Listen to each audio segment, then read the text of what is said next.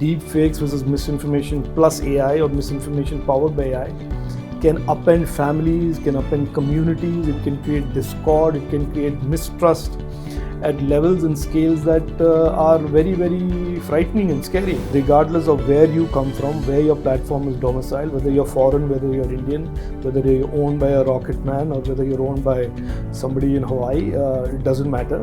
The laws of the land must be followed because the laws have been framed to protect our citizens. This generation of Gen Zs will have to discover from their own mistakes what the perils of tech are. I mean, it's very difficult to evangelize or to advocate safety and trust to a generation of youngsters who are born into technology. My kids don't listen to me, so I don't bother telling them anything. The moment you go outside and dilute that concept of friends and family and start making it anybody who is interested in you putting a video about your food or your whatever, then you are putting yourself at risk. If you're in a public square and you're displaying all the photographs and videos that you have without at least making them private, and then you go into this problem of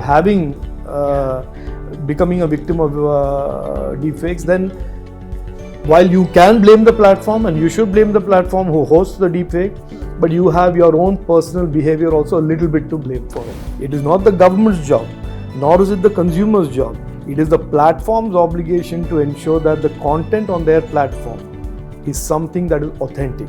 You certainly can't accuse me of being fit because I travel so much that I eat on the road.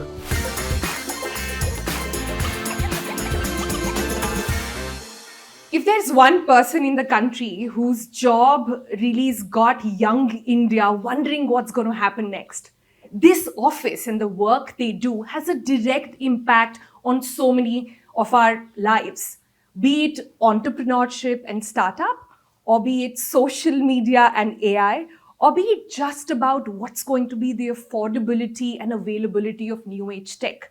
The work this office is doing is going to define in a way the mood of young India. Young India, mind you, the one which as a cohort will have a huge bearing on 2024 as well. So I'm very delighted to be having this conversation, Mr. Rajeev Chandrasekhar. Thank you so much for joining us. Thank you for having me. Thank you, sir. What a time to be a minister and what a ministry to have. How are you feeling? Is it like no time for anything else or how's it going? I consider it a fairly significant honor and privilege, not just to be a minister, but to be actually, in a sense, involved with and be a spectator almost to what is going on around us in this country. I mean, this is a country that just up till 8-9 years ago was a net importer of technology. We were we were the biggest consumers, and here we are with reasonable, justifiable aspirations to architecting the next decade of technology. So that is really the unleashed power in this country that certainly I am deeply honored and privileged to be even a small part of. You say a small part, but every decision you take, like I said in my opening, has a direct bearing on young people. There is so much to talk about, but let me start by talking about the word of the season, as it were. It's deepfake. Right? Everybody has an opinion on it. Everybody loves to hate it. Everybody cannot resist it still. If you were to, I'll get to the regulation in a bit. If you were to define deepfake really for middle India right now, right? How would you say that? So misinformation, which we certainly believed was one of the many harms that social media represented before AI came onto the scene. We were very worried about weaponizing lies, weaponizing fake information. All of that has taken on a new avatar, which is deepfake. And it is playing to almost a trend of the Gen Z and the youngsters, which is consumption of video. Now you marry the propensity to weaponize the bad by using misinformation and marry that with videos and deepfakes, and you suddenly have something that is a real threat to the Gen Zs of our times and Gen Zs around the world, which is that they will now have to really worry about what they're consuming. Is it true? Is it a deep fake? Is it somebody pretending and feeding us something that we should not be believing? So it really, in a sense, takes the problem of misinformation And the harm of misinformation to a degree and a level that nobody perhaps knew was coming. We certainly anticipated it 2 years ago. The Honorable Prime Minister flagged it 2 years ago. So we knew this was coming. But the velocity certainly and the quality of what is out there and the tools that are now available to create these deepfakes are certainly something that leaves everybody concerned and worried and should. Yeah, you're right about this being there for a while. In fact, the first instance of deep fake, if we can call it that, was perhaps Fast and Furious. If you've seen that, you had Paul Walker, who had tragically died, but he reappeared on screen. So it started from there. But look the journey, I mean, just look at it, the journey that deepfake has had so far. From Prime Minister Modi to President Zelensky, to the Queen Elizabeth, to the Pope. There doesn't seem to be one person who's managed to escape it. However, a lot of people at this point feel that this is just something that impacts the celebrities or the known world. Could you lay or shed some light into how the deeper menace actually lies on crime against women, on how it can be abused? No, it is not at all something which is very isolated. It is not on the fringe. To the popular. It is certainly not an outlier phenomenon. It is a very deeply divisive, deeply disruptive phenomenon. Misinformation always was. Deep fakes versus misinformation plus AI or misinformation powered by AI can upend families, can upend communities, it can create discord, it can create mistrust at levels and scales that are very, very frightening and scary. I mean, it is so easy today to create an authentic deepfake and to create divisions between two groups of people on the ground of religion or on the ground of something else. It can. I have seen loan apps, for example, using deepfakes to threaten women to paying back their loans. I have seen it in one of the ways that I was alerted to this problem of loan apps was a young cabin crew girl in a flight that I was going to Northeast who showed me a video of how her sister was being hounded by a collector by morphing videos into a pornographic image and sending that video to everybody on a phone book. So there are many things that are deeply dangerous. It is the impact, the divisiveness, it's the the power of the narrative that video represents as well. Don't forget the virality of something like that. So I always say information spreads fast thanks to the internet, but misinformation and deepfakes spread very, very fast. Very fast. And what you're saying is clearly suggested by data as well. Certainly something that is, I mean, governments are of course worried about it, but what is very important and why I have these conversations, it is important for the users to start also having a much more important and much more loud expectation from these platforms. That look, I don't want to be on a platform where I'm not sure what I'm consuming.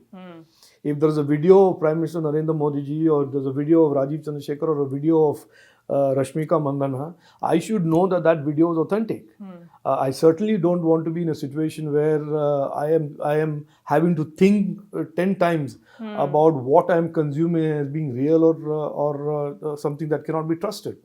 So our entire approach is to make these platforms wake up, and we have done this from October 2022, wake up to the duty that we have to the citizens to ensure that their platforms are safe and trusted vis-a-vis the content on their platforms. And to make it clear to them that they have an obligation.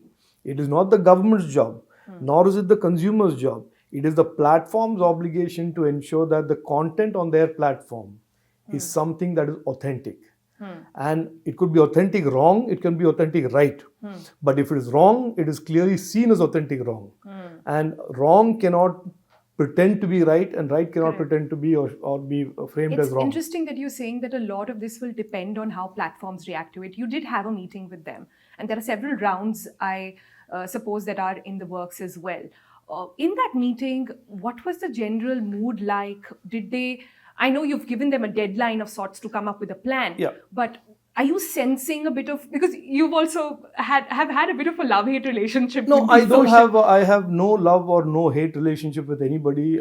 We consider it our duty to make it very clear what the law is, and we make it our duty to enforce the law. That is what governments are supposed to do. And certainly this is not done with any adversarial thought in our mind, but we certainly have an expectation that regardless of where you come from, where your platform is domiciled, whether you're foreign, whether you're Indian, whether you're owned by a rocket man or whether you're owned by somebody in Hawaii, it doesn't matter. The laws of the land must be followed because the laws have been framed to protect our citizens, to allow our citizens access to platforms in a manner that is useful for them. So we are very clear about where we stand. What did they say? And so I pointed out to them that way back in October of 2022, we flagged this problem to them. We developed the rules in consultation with them, and a specific rule has been inserted in the law 31B5 that talks about how patently false information, misinformation is a no-go area for all platforms, and platforms have to curate and moderate their platforms to ensure this content is not permissible. And they have either done very little about it, or if they have done something about it, they have not done enough about it. Okay. So I made it clear to them that we expect, without any ambiguity, not to be drawn into a fake kicking the can down the road conversation about new regulations, which is what platforms love to have. They love to talk about the future of tech. They love to talk about the future of regulations, but they do not want to talk about today's regulation, today's law, and compliance with today's law. So that is my job, to remind them that there is a law, there is a rules. And while we can have all of the conversations we want about the future regulations, and yes, we must have it. We believe some new laws are required, new regulations are required, but we certainly insist that they comply. You've talked about a deep fake officer of sorts. Now, many are interested on, is this a human? Is this tech? Are you using AI against AI? Are you using Web3? Yeah, how are you doing it? It's not a deep fake officer as much as, like I said, in our law, there are 12 types of harms or 12 types of content that a platform cannot allow on their platform. And if they do allow it, when that content is reported to them, they have to take it down or label it. Help me understand this. Say, I just want to make it easier for people. Yeah, say sure. I have, say a deep fake video appears of me where it's being misused in whatever form. And I figure out that the platform is not doing much. What do? Do I call this officer? Do I report? Like, what's the medium? So the earlier point I mentioned is how do we report the harm? Yeah. So we'll create a digital platform. We are also asking them, and in the 30th meeting that I'm having, as the second meeting, we will insist that there should be an in-app reporting mechanism. Okay. That means if you see something that you believe is violated with the law, you should be able to click. Which generally is, like on Instagram, YouTube, you have that mechanism. No, One is it not should sure how. No, it will be not basically saying objectionable. It will be harm. And then there will be a drop down in which you'll have to tick it is which one of the 12. Correct. So if, let us say you find a deepfake of yourself, let's go through that example. So you click on it and it should pop down and you should say it is deepfake. Correct. Okay, misinformation/deepfake. That is reported to them. And if they don't do anything, then what? then automatically in 36 hours that complaint is routed to the ministry, and a Rule 7 officer will then notify the platform that against that particular violation of law you have not acted, and therefore you can then approach a court of law for which we will help. Again, there will be an automated mechanism. So it's automated. It's automated. It'll automatically. No, there will be no manual intervention at all. There'll be no manual. No, absolutely so not. if I have reported and the platform has not taken action, I can be assured Yes. that it's reaching the government. Correct. We've spoken about the responsibility of the platform. Right. I also want to talk about the free availability of this tech. While I was researching for this interview, I just Googled how to create deepfake, and there were articles on top 10 apps. They're all free. Yeah, absolutely. I can do it with just 2-3 hours put into it. You're absolutely in a matter of a few minutes. So isn't that an area that needs focus as well? This is a very fundamental question in tech. Do you regulate tech for the use cases of tech, or I mean, there are many platforms that are ostensibly developed for, let's say, video editing. And in digital video editing, you can create deepfakes as a consequence. Now, Adobe, for example, powerful big company, Shantanu, who's a CEO of Adobe, is a great company. Now, most deepfake creators will use Adobe. So, do you regulate Adobe and say, you can't do it? We are entering into an area where tech which has never been regulated ever. Now we are finding that since tech is being used to cause harm and to aid criminal conduct, and this is not just for India, this is now all over the world, this question about where do you regulate this? Do you regulate it at the platform level, the solution, the actual software that creates the platform? At what stage do you create these regulations? And it is that famous question, famous regulatory conundrum of when you regulate a car, you don't regulate the seat belt separately and the airbag separately, you regulate the safety of the car. So is it the platform that eventually somebody is posting content on that gets regulated, which we are planning to do and we will do?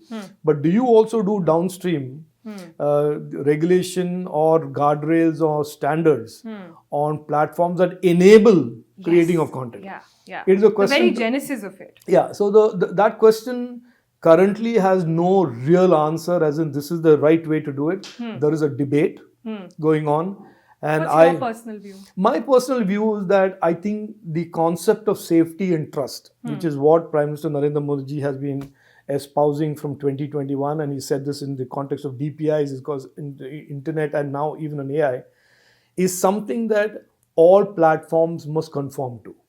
That regardless of what spiffy technology I have in my software, what all I can do, you should have some framework that essentially prevents that from being misused. In the whole argument of proliferation of technology. So that means that translates into some sort of regulation? I think guardrails, regulation, terms of condition, or even terms of use, which are much more legally enforceable contract between the user of a licensed piece of software and the licensee. So there are many ways of belling this cat, which is that you don't need to have government step in and constantly say, we will regulate that software and that software. It's impossible. I mean, the way innovation is going today, there will be 100 players. Even if you ban 10, there will be 150 new ones that will come up. So where will you regulate them? And these are all software as a service now, available on the cloud. The software will be available and deployed, let's say in Europe. There's no point you regulating in India when the software is available on the internet elsewhere. So I think, but we can certainly insist that in the Indian context, these principles of safety, the principles of trust, and the fact that these have to be legally accountable, the platforms have to be legally accountable, those can certainly be enshrined in law and regulation. So we are going down that direction. I see. The larger conversation about how do you make every one of these enabling pieces of software also safe is a $6,000 billion question that somebody else will also have to sit down and answer, because it requires global understanding and global agreement. We'll leave the big questions and the big solving of problems to you. Exactly. Let's just solve the one problem that we have in front of us, which is misinformation and deepfakes. I think a third pillar in all things social media or all things misinformation or deepfake is also consumer education. And that is where my last question on deepfake actually comes from, on how do we educate people on this? And I have a personal question here. I'm a new mom, right? I recently saw a video where they were saying that never put your child's picture on social media. Correct. When they grow up, there's so many ways in which it can be abused, etc. Where I'm getting with you saw it on LinkedIn, yes. Everywhere, on Instagram, on WhatsApp also now, and that's the last thread really, right? My question is really simple. If you were to give advice to people who are concerned, who acknowledge the problem but don't know what to do, what would your advice be? Should you keep away from social media? What do you tell your kids, for example? Look, first of all, my kids don't listen to me, so I don't bother telling them anything. And this generation of Gen Zs will have to discover from their own mistakes what the perils of tech are. I mean, it's very difficult to evangelize or to advocate safety and trust to a generation of youngsters who are born into technology. So for them, reaching out to the iPhone or the iPad was even earlier than... It's almost intuitive. Intuitive, and it started very early in their lives. But this is certainly what I explain to people who are parents and who have some sort of an influence and say on children's conduct and behavior. First of all, I think you have to distinguish social media as being a public square versus a private space. And public square is where you are broadcasting to the rest of the world through selfies and everything about what you eat, who you're with, who your parents are, who your friends are, who your girlfriend is, who your boyfriend is. And some people, and most people, love that type of a feeling of the social media platforms. But that comes with its inherent risk. And those risks are only going to grow with AI and that type of technology. There are people who predate, there are people who scrape the internet.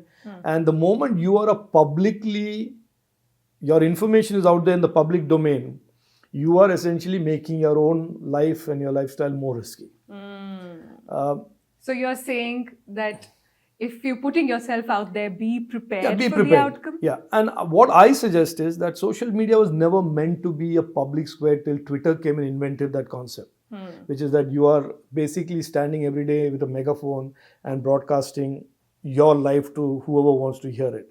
That comes with inherent risks. Social media behavior ought to be what the original idea of Facebook was, that you are creating a space for your friends and your family and your circle, by implication those whom you trust, to connect to them, share information with them, and them to share information with you. The moment you go outside and dilute that concept of friends and family and start making it anybody who is interested in you putting a video about your food or your, whatever, then you are putting yourself at risk. And so you're saying the concept of virtual family will come at a concept of a virtual cost. Absolutely. And you got to weigh the concept. Absolutely, because I cannot walk out into the road and say you are my family without having some sort of a dialogue and understanding that there is some basis for trust. But if you in social media just simply collapse that filter and say anybody who seeks a friend request, I'll just accept it, or vice versa, I'll go out and reach out, and then say no, but I got predated on, or I got my images got exploited, or my data got exploited, then in a sense you are asking for it. And so these are the kinds of things that platforms have to start disclosing to their users. And it's not enough, I keep telling them, it's not enough to have fancy advertisement in newspapers. It has to be in-app. People are living in that ecosystem. People come log in, and that is the ecosystem. It's like the metaverse that they live in. So any notification, any education, any cautionary tales that have to be told in-app. If I can, it's a very dad-like advice. I'm not sure if Gen Z is going to really get it. I certainly, as a dad, I tell my kids, look, it's your life. I will give you the advice that I have from my experience, and certainly my white beard and my years on this planet is enough evidence that I have some experience. Beyond that, you are an adult. If you want to still do what is risky and inherently dangerous, it's up to you to do it. I mean, people climb mountains, people jump off bungee jumping, people go up into the space. So different people have different propensities for risk, and maybe people love taking that risk. But then after taking that risk, do so in a knowledgeable manner. And if you're in a public square and you're displaying all the photographs and videos that you have without at least making them private, and then you go into this problem of having becoming a victim of deepfakes, then while you can blame the platform, and you should blame the platform who hosts the deepfake, but you have your own personal behavior also a little bit to blame for it. Sure. Got it. The Gen Z on my timeline are going to listen to this and say that you want to embrace tech, but why did you ban PUBG?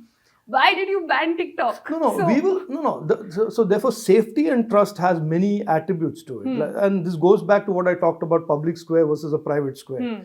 That having fun is one thing, but having fun with responsibility and not creating risk for yourself or for your community is also an important attribute. So any gaming company that uses servers that are not in India, that is taking data of personal data of a user and then exporting them to be used in some ways that are mysterious and not agreed to by law, will certainly not find being good and innovative is not enough. You have to be good, innovative, fun, as well as compliant with the law. which is true for anything you do in life. I mean, you can have, if you're a Gen Z, you have a nice fast motorcycle and you get on the motorcycle and you go 140, 180 miles an hour drunk. That is against the law. It's a great motorcycle. You maybe you think you have fun, but you're putting a lot of people at risk. Right. So therefore, to the Gen Z, as much as I may sound like a father or a grandfather or whatever you want to characterize me. No, whatever. No, my kids tell me that. So I say that, look, there is value in exploring whatever you want to explore. Yeah. But there is also a realization that you must have that there are dangers, risks. Right. If you are informed about those risks and dangers and you still want to do it, that's fine. Yeah. Then you're doing informed risk taking. But what's your general thinking on gaming? It's a huge industry. No, it is a huge industry. It's absolutely the next big innovation, at least in India, is going to. It's a profession for Gen Z. Let me just put it like that. It is a profession. It is a passion. There's a huge amount of innovation that is going to come out of it. The Indian culture in itself lends itself to so much gamification. The storytelling that we do, whether you call Call of Duty or whatever, Activision has come up with these big titles. We can create some of the biggest titles out of Indian storytelling. Yes, and so fascinating. Give me an example? No, so many things. I mean, there is history. There is so much of war. There is so much of great fairy tales. There are great stories that are there in the Indian mythology. So do you imagine Mahabharata being gamified? Of course, I had somebody who's a very, very popular South Indian star, Mohanlal, who is doing this very powerful gaming platform that is essentially rooted in Indian mythology. So there is a lot of action and a lot of exciting possibilities of gamification, because it connects the Gen Z and the younger generation to stories that otherwise they would never have access to. Otherwise, the only story they will hear is Call of Duty or FIFA 2023, which is fine. They are good games to play, but there is so much of opportunity for Indian games. Do you play? Yes, I do. I do occasionally. I'm not very good at it. I play NBA and FIFA with my kids, and they, of course, run circles around me. So, so I do it mainly to keep them amused about how old people can't do well on games. So. Okay, I must say, as a very young minister in the cabinet, bringing the average age down, this conversation of daddy and grandfather is not going to sit down very well. But I just want to move forward right now and talk about so much of what you do, right? Like I said in the beginning, is got to do with young people. I'm really curious to understand, how do ministers like you sort of catch on to the pulse of young people? And I say this also from a political lens. It's a serious question, right? It's not a frivolous one. There is a huge cohort of young people in the country who's going to vote in 2024. Yeah. They think differently. Absolutely. These 5 years to 10 years have been a massive leap. Absolutely. Right? How to reach them, how to cut through to them, how to make them understand stuff. It must be a great learning, but how do you catch on to that pulse? I go meet them, and I have in the last 2.5 years that I've been honored to be a minister, I have visited over 72 universities and colleges. And these are all the small colleges and universities, not the fancy IITs alone. And I have met with students and I meet with them and I talk to them. And I can tell you one thing, and I'm not being facetious or anything, that really these meetings for me inspire me more than any other engagement that I have.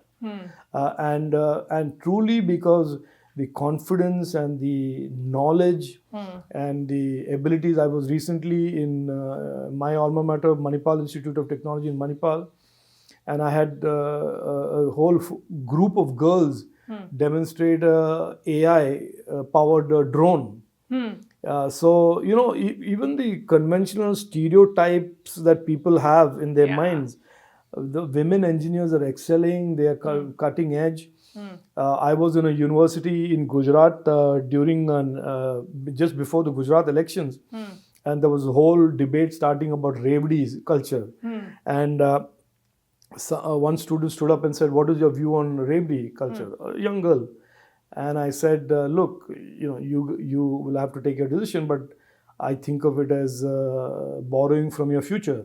and spending today, or something to that effect. And I said, but it's up to you all to decide, because I didn't want to prejudice their political thinking. And so she said, sir, politicians think that we youngsters don't know what is good for us, but we know that Revdi and freebie is not good for us. So, what can I say? So these encounters with me teach me that they can teach us every day, every minute more about tech than any one of us can even attempt to teach them. And I keep telling my colleagues in government this whole idea of mentoring youngsters. There's nothing that we can offer them. I mean, they will tell you the future of tech in stark, clear terms, in ways that you have not imagined yet. So I think my approach is to engage, meet, listen, and learn from them as much. And in my own way, whatever I have in terms of offering them, in terms of advice and from my years of experience, I offer them. But it is certainly in all my years, engaging with Indian youngsters of this day, of this time, is one of the greatest privileges you can have. So this brings me towards the end of what you're saying, and I'm glad you brought elections, because that was one thing I wanted to touch upon, right? Elections are coming up. You've been traveling aggressively as well. I see you do a lot of meetups, like in small groups, even in Telangana, state, which in historically not very sort of pro-BJP in that way. How are you seeing these elections play out? Has too much been put into this being a reflection of 2024, or would you say this is a separate issue? No, certainly not the same. The elections in Telangana, state elections, assembly elections, the dynamics are absolutely totally different. A national election, everybody realizes what the goals and what are the what they are voting for. It's for a strong nation, economic development opportunities, and to become, as Prime Minister Narendra Modi ji says, to become the third largest economy in the world. So 24, the discourse around 24, the questions that people will ask and want answered are already out there in front of us. You're saying there is a disconnect. Let's not club the two. No, they are absolutely not related at all. I mean, and the conversation that I have when I go to Telangana or Madhya Pradesh or Chhattisgarh, all three states where I campaign, they are about local representatives and local prices and local infrastructure and so on and so forth. And the reason I do, and party encourages me and supports me in doing these smaller groupings, is that you then are not, there's no, it's a conversation. Why, for example, I was in a program day before yesterday in Telangana, and a young lady in a resident welfare association stood up and said, but I have just worked so hard for the last 6 years to develop a relationship with my BRS MLA after so many years, and now you're telling me to vote for a BJP MLA. Valid question. Yeah, legit question. So she said, no, I have his number, he at least picks up my call. I know he's a crook. I know he's sold out. But mera kaam karta hai. No, I can at least reach him. I know the guy. So that's her point. So now this new person, Srinivas Reddy Garu, who is the BJP candidate, I don't know him. So fortunately with me, the wife of the candidate was there. So I said, why don't you stand up and introduce yourself? And the lady stood up and said, look, we are available, and in terms of accessibility, we are even more accessible and more responsive. And you get the double benefit that we are a BJP and we are, in a sense, designed for public service. This is our mission. So she said, fine, perfect. And that's, those kind of conversations, those kind of real doubts in people's mind. Yes, we admire the BJP, we admire Prime Minister Narendra Modi ji, but I don't know who's my person in Rajendra Nagar constituency of Hyderabad city of Telangana state. So those things lend themselves to a smaller, tighter conversation about their problems, about their road. So it's a slow progress. You clearly realize you'll be able to not perhaps reach a lot of people suddenly. BJP will have to carve its inroads gradually. It can't be done Prime Minister Modi now or overnight. See, Prime Minister Modi ji always says one thing. It is one thing for us, of course, to be elected and given an opportunity to serve. But where we are not able to do that because we are late into that, we have not built the organization or the visibility is there. Even if we can alter the discourse of politics and governance in that state or that constituency, we are happy. If the dynamics in the past was there would be one BRS guy who's serving only one family, and then the other alternative is only Congress. Having the BJP candidate there talking about service, talking about governance, talking about disclosures of interest, talking about corruption-free governance and public spending, at least enlightens the voters that there is such a thing as beyond these two options that they have seen for the last 65 years in Telangana. Can I say something slightly that just struck me right now? Your approach right now of trying to go into spaces which are, or states which are largely bipolar and BJP related, has a striking similarity to what Arvind Kejriwal's philosophy is also in politics. Yeah, excepting the difference. See, the difference here is that we do what we speak. We walk the talk. Talking in politics is the easiest thing to do. Being an outsider, pretending to be an outsider, and then becoming the biggest insider is what Arvind Kejriwal ended up with. And I can tell you one thing. During those days, I was an independent MP, and I was in awe of him. Oh, as really? being this, I was in awe of him being of this force for good, etc., etc. But he has disappointed. His trajectory of disappointment, or his velocity of disappointment, is the fastest in the history of Indian politics. So he's obviously. You think he's a done phenomenon? No, I don't think he's a done phenomenon. I'm not an astrologer, and I certainly don't want to call the sunset on anybody's career. But he's certainly a highly discredited phenomenon. Because he has done something that is even worse than the Congress. Congress makes no bones about the fact that they lie for a living in politics.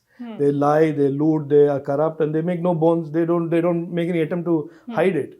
They occasionally go for a walk and call it Jodo Yatra or whatever, but they don't make any great attempts to pretend that they are something that they are not. Arvind Kejriwal's real, in my opinion, betrayal to the people who supported him is that he pretended for a long time to be something that was fresh and new in politics, fully knowing that he was not going to be fresh, knew nothing, he's going to be another Congress party. And I called him out during the Gujarat election saying, there's no difference between these two parties. The only difference is that he's not the son of somebody who was already a prime minister. So he has he has to live with that on his conscience, that he led people up the garden path with a song and dance and a dog and pony show, and then he has let them down, and he has let them down badly.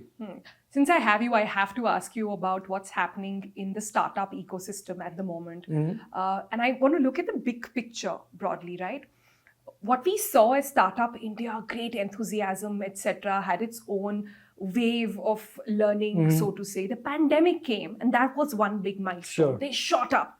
We saw huge funding since cash was available easily. A lot of them bloomed.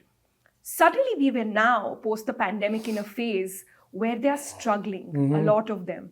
There's a lot of course correction. A lot of them are out in the market for sale as well. A lot of IPOs hitting as well, yes. But there is a course correction. How would you define this particular phase in the startup ecosystem? What's your sense of what's also coming next? I think people must understand what this digital economy is. The startup and innovation economy is part of an overall digital economy. We were in 2014 about 4.5% of GDP, the digital economy, and that was mainly ITES. We are at about 11% today, and we will be 20% of GDP by 2026. Now, what is happening? There are 3 or 4 or 5 independent trends that are happening. One is the ITES continues to grow. The consumer internet phenomenon, which is what you refer to as startup, which is all the D2C brands, whether they are Byju's or Flipkart or all of them took off. And in the COVID era, when digitization really was accelerated, investment came in. And the whole story was about consumer scale, D2C scale. But there are 3 or 4 other new trends that have started, curves, that are adding to and diversifying and broadening the startup ecosystem. Semiconductors, electronics, Web3, which you think of as crypto, gaming, AI, and deep tech startups, which is electronics, AI, are today getting capital. You saw recently Reshare AI, there's a generative AI company that just got acquired by Adobe. So there are all of these other silent pools of capital, silent, very powerful innovators that are building real IP, real deep tech. understand, I take this, I explain it this way. IT and ITS made us the back office of the world. And we created a huge amount of jobs, great global companies like Infosys, Wipro. The D2C phenomenon, the consumer internet, created these global consumer brands, the Flipkarts, the Byju's, pre their so-called correction and so on and so forth. Now what is happening is you have a whole wave of companies that are creating core technology that will power the future of the internet. AI, semiconductors, electronics, high performance computing, blockchain. So cybersecurity. So you will see a lot of them. These by their very nature will not be in hundreds and 200s. That is the consumer play. These will be in 10s, 20s, 30s, but they will be incredibly valuable and they will be incredibly important in how they shape the future of. You're saying there's almost a new epicenter of where there are new waves that are coming in, and I can very comfortably tell you that today, if you look at the digital and innovation economy of the world, where we were only one flag in one narrow slice, which is ITES, it moved to two flags, which is consumer internet, and now there isn't a piece or slice of the digital economy or innovation economy in the world that we are not present in. Right. But see, if there's a young person out there who's still trying to do a little bit, you speak so much about brain drain as well, right? Who sort of lost his job or whatever, wants to get started with something here. What's your advice to people like that right now? This is a different environment, you'll acknowledge? Yeah, 100% is a different environment. And I think if you have a broad kind of a qualification, what is important, and this again, I repeat what Prime Minister has been saying from 2016, that in the future landscape, workforce landscape or opportunity landscape, your skills are going to be more important than your degree. So if you've got AI coding skills or you have supercomputer core server design skills, electronic design skills, or semiconductor verification skills, or if you leave all this as deep tech and you go into the normal space, you have the ability to code.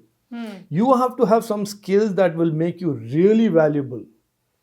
In the generative AI space, using the APIs that OpenAI is doing, I just met a young kid, 9th standard boy in Telangana yesterday, who has done a whole generative AI application that you speak into and say, I have a health problem, tell me how I can onboard into a government scheme on health. And it will basically give you the entire chapter and verse on PM Ayushman and every other scheme, including a local state scheme. So those are the kinds of skills you need. So to youngsters, I always say, because I meet kids who are youngsters who are BTechs in engineering. They say, no, but we are not getting this opportunity, that opportunity. I said, look, that's because you've only done focus on the degree. If you also focus during your studies on getting some skills, whether it's coding, testing, whatever, then you just become that much more attractive, either for a company or for you to start something on your own.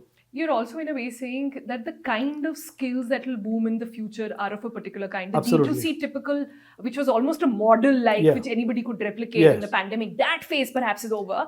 You got to sort of focus on skills. That phase is not over because that phase will still play out till we reach 1.3 billion Indians using the internet. There's a lot of headroom for growth there.